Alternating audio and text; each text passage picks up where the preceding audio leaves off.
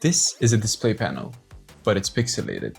A pixelated, minimalistic display that can show images, GIFs, YouTube statistics, among other things. And it's all controlled with a single knob. And in this video, I'm gonna walk you through how I built it step by step. From the first sketch to CAD, electronics, programming, and finally, assembling it into something that actually lives on my wall. The first step is ideation. I don't usually open CAD just yet, I try to sketch it first. And this is just to see if I like the way the product will feel. Wow. Here, I think about shapes, proportions, and textures. At this stage, I just want to get a visual feel for the product without putting too much time on making multiple iterations on CAD. For me, this isn't about getting it right, but just seeing a version on paper.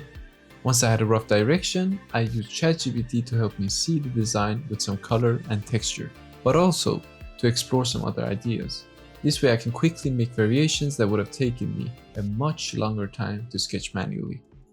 When the idea felt solid enough, I moved on to turning it into something real. But before designing anything, I needed to know exactly what hardware this would contain and have them all measured. So in this case, that meant the Raspberry Pi Zero W, the prototype PCB, the connector, encoder, and display. Everything needed to get measured. I often make a quick search on GrabCAD to see if someone has already made a model of this part, but I have to make sure that the measurements are correct.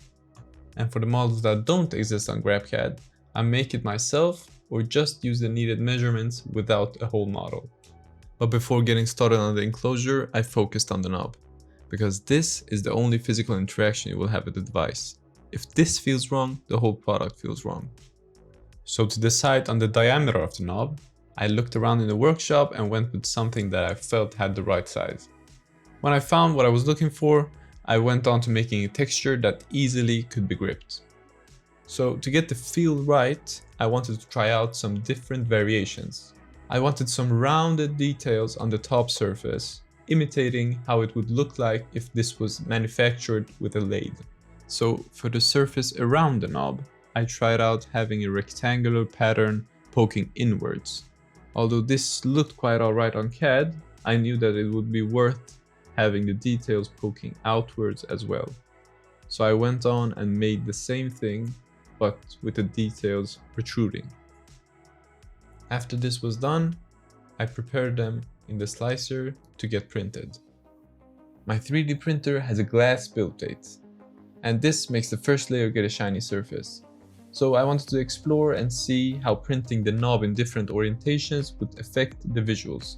So I viewed them under good lighting to see if the reflection and the shiny surface was something that I wanted to have. And I know that the seams are quite noticeable on the top surface, having them all lined up in this way. But I think it will give the illusion of light reflecting on that surface. And there is a way to have the seams randomized, and you can probably find it on your slicer of choice if you want to explore. Once the knob felt right, I went on to designing the enclosure around it. And the same rule applies here.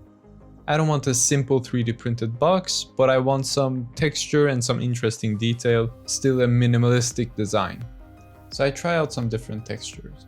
One rectangular, hexagonal, and circular, and also one where I draw out some curves. And although all four looked nice, I already had some favorites. I thought the curved one and the hexagonal one looked pretty nice. But to be sure, I loaded the models up in the slicer to be 3D printed. And to get a nice top surface finish, I enabled the ironing feature. And with this feature enabled, the 3D printer will drag the nozzle ever so slightly on the most top surface to get rid of the visible lines. When I picked the part of the build plate, my first reaction was that it looked very nice. I really like how the extruded surface had a different finish compared with the one beneath it. This made the surfaces look like they had slightly different colors. But after seeing it on the better lighting, I saw some imperfections on the extruded surface. So I went back to the slicer to see what was happening exactly. And there I could see that the nozzle was dragging on the top surface after it was finished with the ironing part. And as you might have noticed, this dragging only happened every other column in the pattern. So then I went around looking for how I could solve this problem. And I found a setting that would make the nozzle lift up slightly before traveling to another location. When the problem was solved, I printed out the hexagonal texture once again. But this time, I was happy with the results. Then, I went out to experiment a bit. I put some icons on the texture here as well. I was pleased with the results. And now came the time to make the enclosure itself. But keep in mind that the display itself is already pretty long. And I have to have an enclosure that goes around it and the knob.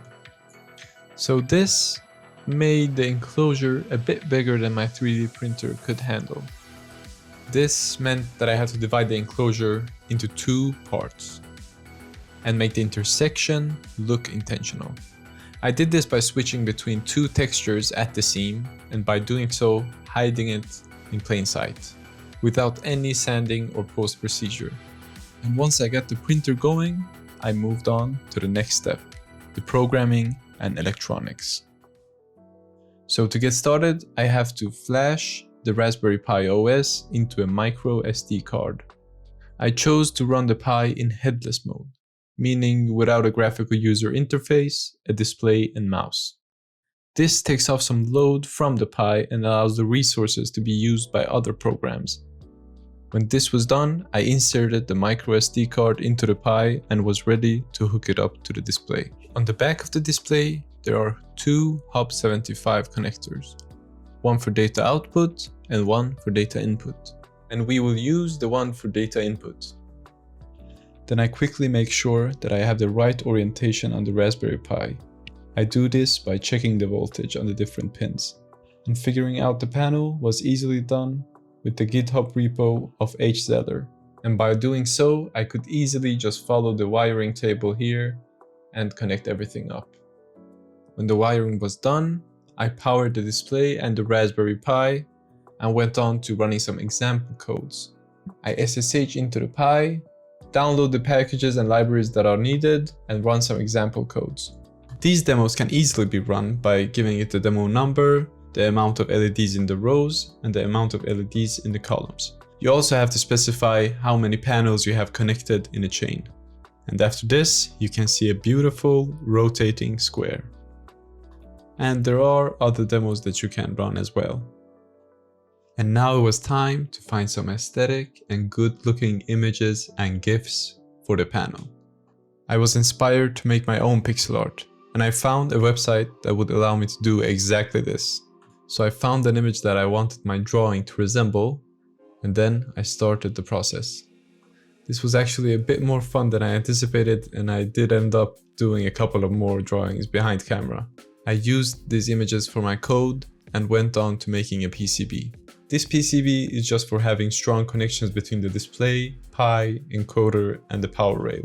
And now it's time to get to work. I put on my mask and I hope that it protects me against the fumes. I always try to get this part done as quickly as possible because I often get a headache from this. But I wanted the wires to look clean and nice, so I tried to use the perfect length for all the wires. And for the wire lengths that I didn't have, I cut them down to the appropriate length. And after inhaling a bunch of solder fumes, I was done. There were so many connections and a lot of room for mistakes, so I had to test every single pin for continuity. And I went on to try yet another demo just to assure that everything was alright. And I also cut out a diffuser and a screen for the panel. For the screen, it wasn't as easy as to just cut it with a knife, and for the backside of it, I had to use a Dremel with a diamond bit. But unfortunately, I don't have the footage for that. But when that was done, it was time for the assembly. I lay out all the pieces and start. The first thing I do, I take the 2 halves and connect them with their screws. First, I slide in the power connector and clamp it down with some screws. And then I take the display and the Raspberry Pi PCB and put them in their respective place. And then I put down the diffuser sheet and the glass-like layer and screw down the enclosure lid. But before the next step, I put on an LED strip to give it some beautiful backlight. I slide in the encoder knob, and then I take the strategically printed layers that will hide the seams. With these 3D printed sheets, the two halves of the panel will become seamless. And just like that, it's fully assembled. And I don't know what you think, but I think it looks gorgeous. I designed it so that it could be hung like a secure picture frame. Then I kill the lights and I power it on. The program starts by letting the user choose the backlight color. And then comes the different modes. You can scroll for each mode, but if you push on the knob, you will enter the next mode. The first mode is static pixel art. The second mode is GIFs. For the time being, I have only added 3 GIFs. And then we come to my favorite, the YouTube statistics. Here I can see the exact amount of subscribers and viewers that I have. In this way, I can see when the numbers go up, and I hope it will be motivating. The next mode is a timer, and that one is pretty self-explanatory. It can be set by just scrolling the knob and just waiting for 5 seconds for the countdown to begin. And the last mode is the weather, which will show you the weather for today and the 4 upcoming days. And when we press the knob again, we will loop back to the first mode. I think this project was great and it added some character to my setup. The backlight does so much for the look, and I'm happy that I chose to add it to the design. And although I have a bunch of improvements for the next version, I am very happy with the end results. So if you like these types of projects, consider checking out the channel, subscribing, and liking the video. Goodbye.